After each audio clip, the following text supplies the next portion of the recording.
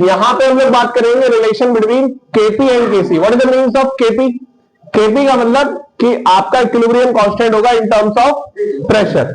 तो प्रेशर अगर आपकी ये जनरल इक्वेशन है, ये आपकी क्या है? जनरल रिएक्शन, जनरल ये रिएक्शन है, तो ये प्रोडक्ट हो गए। जो small A, small B, small C और स्मॉल डी है वो क्या है? Stoichiometry coefficient of what? Capital A, capital B, capital C और capital D. What is A और B? Capital A, capital B reactants और कैपिटल सी और capital D products. तो ये हमारे स्टोइकियोमेट्री कोएफिशिएंट है। तो अगर आप केपी लेते हो, केपी मतलब P for represent for pressure, तो पी अगर हम केपी लेते हैं तो प्रेशर ऑफ प्रोडक्ट्स की power stoichiometry coefficient of products and denominator में क्या होगा? Pressure of reactant molecules power of stoichiometry coefficient of product, sorry reactants. अब लेकिन ये कंडीशन ये होनी चाहिए केपी के लिए सभी के सभी गैसेस होने चाहिए, तभी तो प्रेशर आएगा। सॉलिड में तो प्रेशर काम नहीं करता। लिक्विड में प्रेशर हम जनरली देखते नहीं है क्योंकि बहुत कम होता है, तो हम गैसेस लेंगे। मान लो ये हमारा गैस नहीं हुआ, ये 3 गैस हुए। वेरिएशन देखना, अगर ये 3 गैस हुए तो ये वाला सॉलिड हुआ तो हम इसको हटा देंगे, फिर ये हट जाएगा। तो क्या होगा? पीसी, पीडी और ये पीए। फॉर एन एग्जाम्पल अगर मैं यहां पे एक समझाता हूं, मैंने ले लिया यहां पर H2 plus Cl2 gives 2HCl। सभी के सभी क्या है? गैस है। तो यहां पे अगर आपको Kp लेना है तो क्या हो जाएगा? PHCl की power 2 upon pressure of H2 और प्रेशर ऑफ Cl2, इस तरीके से आएगा। क्लियर है बात? कोई डाउट?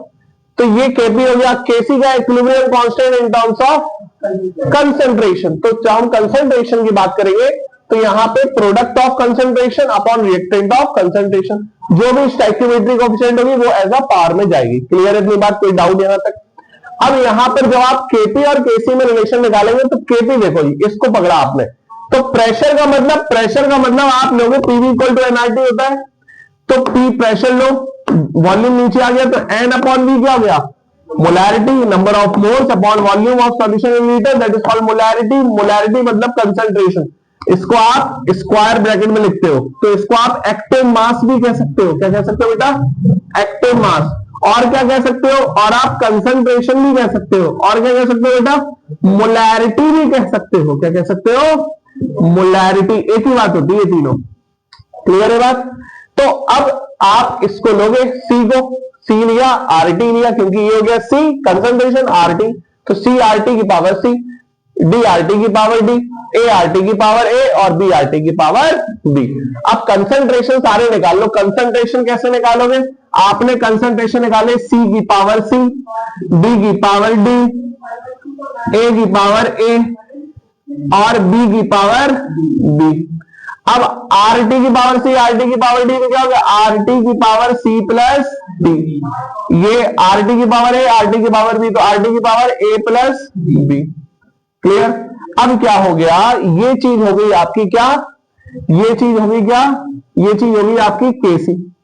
क्या हो गया बेटा? केसी हो गया। और आरटी, आरटी की पावर सी प्लस डी, और ये ऊपर जाएगा तो सी प्लस डी माइनस ए प्लस बी, तो ये ए प्लस बी हो गया। अब क्या हो गया? ये सी प्लस डी मतलब number of moles of product minus number of moles of reactant is called delta N. तो इसकी जगह आप डेल्टा एन लिख सकते हो। तो रिलेशन क्या आ गया? Kp is equals to Kc RT की power delta N, that is the relation. Clear? कोई डाउट? समझ में आ गया?